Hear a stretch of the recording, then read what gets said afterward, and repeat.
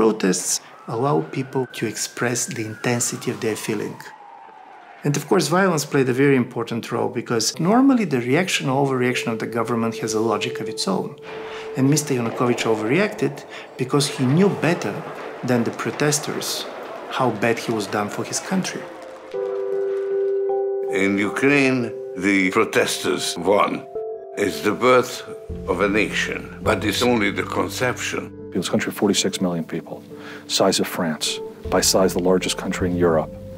And what's happening right now in the country is a huge critical juncture in post-Soviet history. Ukrainian, of course, revolution has the feeling of success, but also the level of uncertainty is so high that this is not success that you can simply celebrate. Look, Europe needs to have a unified, coherent response to Ukraine. It's very difficult with 28 member states. Angela Merkel, the Chancellor of Germany, has acted in a very thoughtful and determined way in having a systematic message about the need for Europe to be united around the Ukraine question. One only hopes that the rest of Europe will stand with her on those lines. The bulk of the people in Europe don't realize the new Ukraine, so they'll never know what is at stake and what is being lost.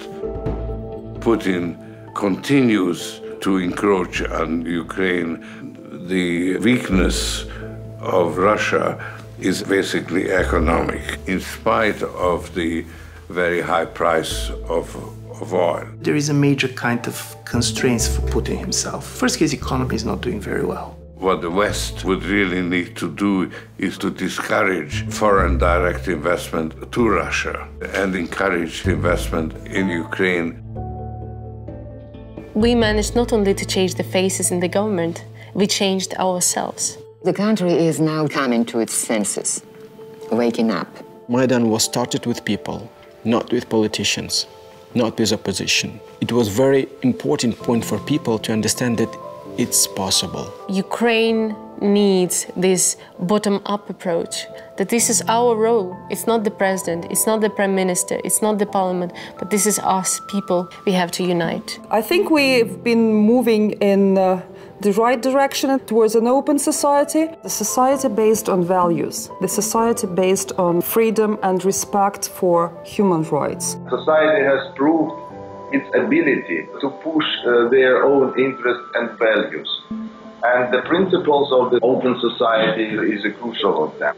For us, open society is not just a concept, that is a value we are fight for. Real changes, they are triggered not by the angry, but by the constructive energy to move forward. The policies followed by Ukraine have to be Ukrainian.